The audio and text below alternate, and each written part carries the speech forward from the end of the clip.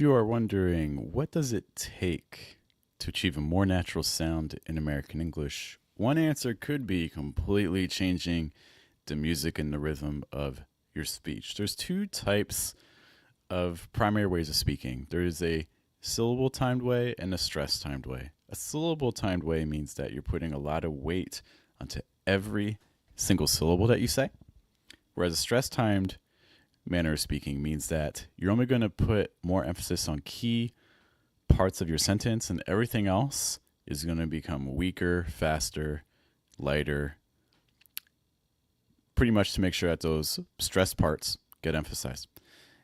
Many languages, for instance, if you speak like a Romance languages like French or Spanish or Italian, if you speak a lot of Asian languages, for instance, like Japanese or Korean, these are languages that tend to be syllable timed, which means that making the transition over to a natural sound American English can be tricky because it's going to feel weird.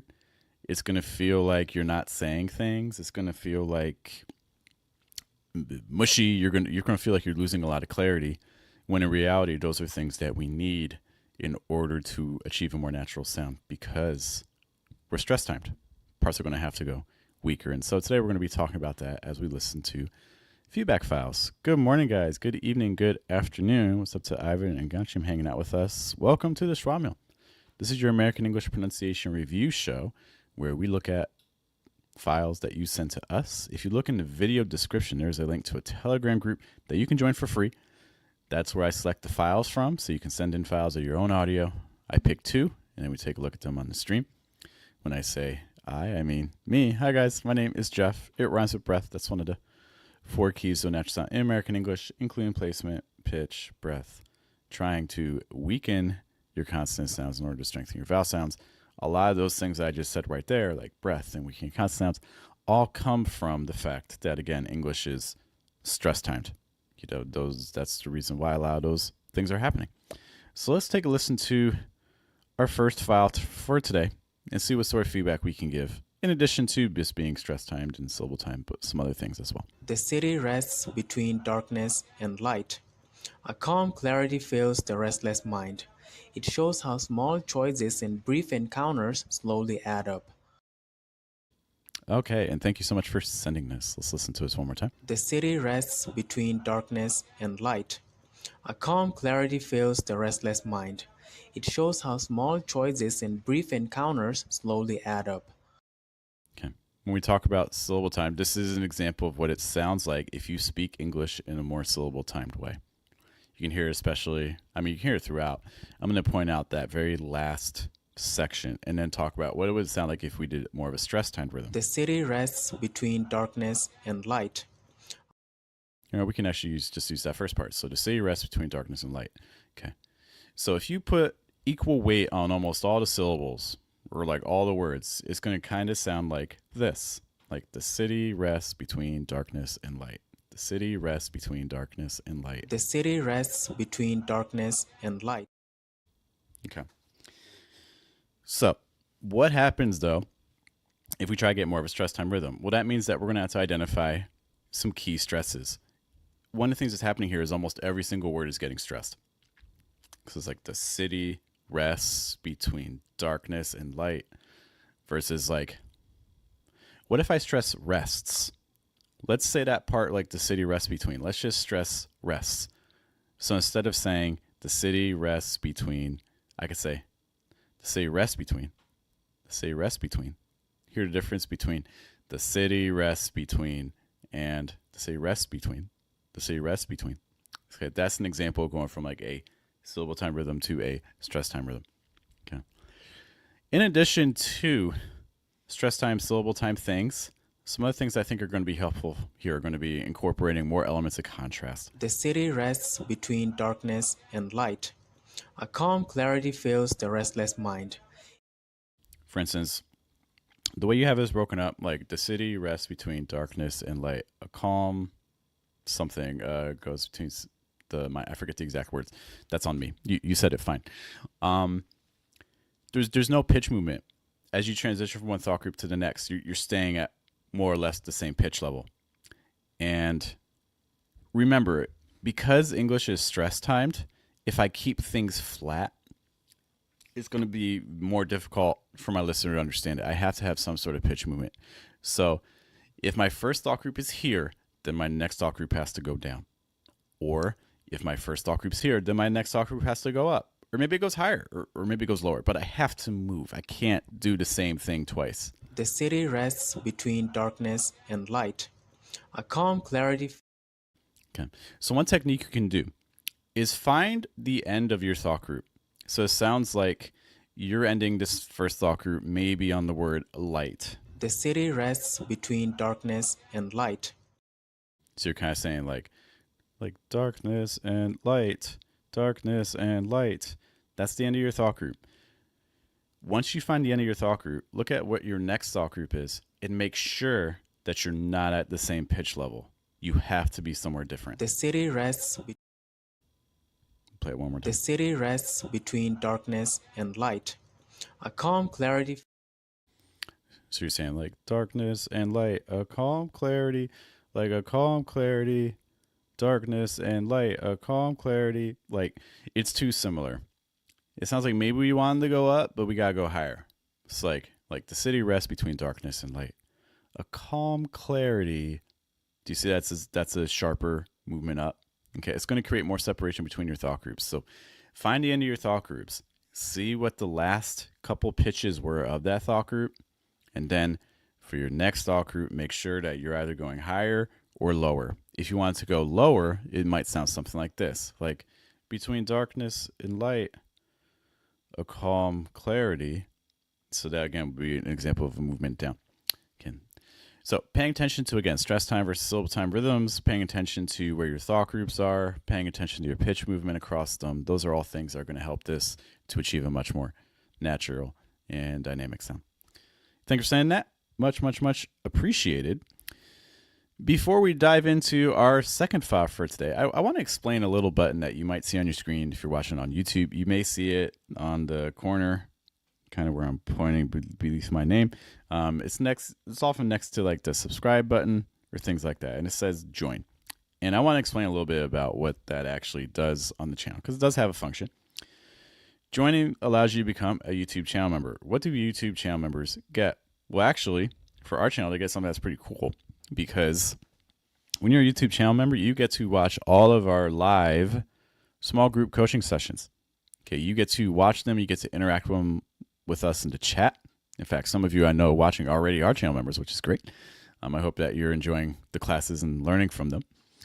We meet all throughout the week. We're meeting 15 or more times for different half-hour sessions. So you get to practice all these concepts that we talk about during the Schwa Mill stream. You get to see actual students and hear actual students get the feedback from me and make the changes. Because that's the one thing. These streams are cool, but it's very one-sided. I'm here, you're there. I'm giving some suggestions, but we're not really hearing the changes. And we're also maybe not even working with you. So this gives you a greater opportunity to actually get more feedback to make the real change for the way that you speak, that you seek. So just something to consider there if that is of interest. Let's take a listen to our second file. My goals are to improve my fluency and to improve my rhythm, the melody, because I came from a place where we used the syllable timed sentences. Okay. And again, mentioning that syllable time stuff, which is great. And in fact, I'll be honest, you can even hear that to a degree here again. There's not a lot of linking and reductions going on. And that's often a sign of using a more syllable timed approach. Let's play that one more time. My goals are to improve my fluency and to improve my rhythm, the melody, because I came from a place where we used the syllable timed sentences. Okay. So I've already kind of talked about syllable time and stress time things. I'll give you an example. Here, I'm typing something up so that you can see it on screen if you're watching.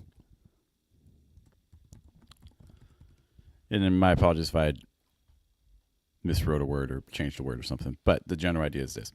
I'm looking at that place where we use syllable time sentences, place where we use syllable time sentences. Okay. So if I say that little last part in a syllable timed way, it's going to sound like place where we use these syllable time sentences. That's pretty syllable time. Okay. Honestly, you could say all that with just a single stress. You could just stress sentences. If I just stress the word sentences, that means everything else in that phrase is not stressed. And that would end up sounding something like, place where we use syllable time sentences, place where we use syllable time sentences, place where we use syllable time sentences. Instead of saying place where we use the syllable time sentences, place where we use syllable time sentences. Okay. So that sort of manner. So we have to get used to using reductions and speeding some parts up because it's hard to reduce if you don't naturally kind of just move some things a little bit faster. So one example of a quick exercise I've done with students to kind of practice this idea of like syllable timed. This is an exercise I've done before, so this will look familiar. But it's just to demonstrate what syllable timed means.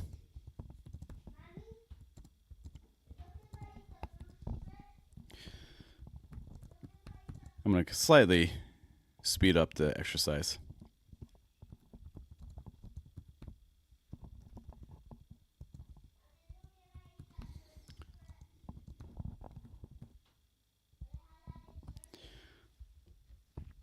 All right. So this is an example of an exercise again where you can kind of practice to get an idea of what syllable time patterns mean. Let's say that we have a sentence that has 3 stresses. We have a sentence that's going to stress cats, it's going to stress eat, and it's going to stress food. Okay, so just say that for me a couple times, like cats eat food, cats eat food, cats eat food. Great. Keep saying that original sentence, then say the second sentence. So like cats eat food, the cats will eat the food. Do you see that the beat stays the same? Cats eat food, the cats will eat the food. My beat doesn't get longer just because I added words. I'm twice as long. I went from 3 words to 6, but I still take the same amount of time. This is an example of what stress time languages let you do. Syllable time languages, this is challenging to do. For a syllable time language, this will literally take more time to say because there's too many syllables, right? But this also, for a stress time language, means that that last sentence that I'm about to do also needs to take about the same amount of time. Cats eat food. The cats eat the food. All brown cats will go to eat all their food. I'm not saying all the brown cats will go to eat all of their food. No, I'm not doing that. It has to take the same amount of time. Cats eat food. The cats will eat the food. All brown cats will go eat all their food. This is how stress time languages work. And that's kind of the pattern that you want to get used to here. What's up to Tom hanging out with us? My other comment for this file is that there's some places where the placement's going a little bit high, and that's giving you a different quality sound than maybe what you're looking for. My goals are to improve my fluency and to... Okay, so compare how you said everything up to fluency. You're like, my goals are to... I forget what you said, but notice that you had a lower placement there and a lot of breath, a lot of resonance coming through. It was very warm. I like that sound quality there. Listen to what happens as soon as you say fluency. My goals are to improve my fluency and... The end. Fluency. Your placement jumped up on that E sound. We have to be careful of sounds that are similar across our languages. If you have sound that's similar to your first language in English as well, what's going to be very easy to do is to slide back to our first language. That E sound, for instance, most languages have an E sound. So it's very easy to swing back into that E, and you want to be careful of that. So it's not my fluency as much as my fluency. Hear a difference? So watch out for that. And then for this phrase that I identified already, listen to your placement. My goals are to improve my fluency and to improve my rhythm, the melody, because I came from a place where we use the syllable timed sentences. Okay. This sentence here, place where we use syllable time sentences, this is another area where, compared to the rest of the audio file, where in general you're keeping a relatively low placement, which is great. This seems to be a tricky sentence or a little phrase here. A couple of reasons why. The L sounds, you have a tendency on your L sounds to go up. So like place, is it place, a, play. Watching out for that. The E sound again, like place where we. So instead of place where we. Syllable, again, you have that those L sounds again. So instead of syllable, a sound that might be good to study, it's called a dark L. A dark L is going to allow you to lower your placement on your L sounds and keep breath flowing a little bit more. Syllable times sentences. Okay. Because what's happening is most of your audio file was fine, but then there are these moments where your placement shoots up, and the problem with that is once your placement goes up, it can be hard to bring it back down. And so that's kind of what we're seeing with this sentence. As soon as your placement went up on place, it got stuck. And so suddenly place where we use all that got stuck high. So kind of watching out for that. All right, but thank you so much for sending that file too. Guys, I do have to run, but hey, thank you so much for sending audio files, and thanks for hanging out with me here. Look, there's a lot of pronunciation resources out there, not just on YouTube, pretty much everywhere, all over the internet. So the fact you spent some of your time here with me is greatly appreciated. We'll be back next week with no edition of the Schwa Mill. If you would like to send some free audio files for review for next week, again, look at the video description where we have our Telegram group where we make that happen.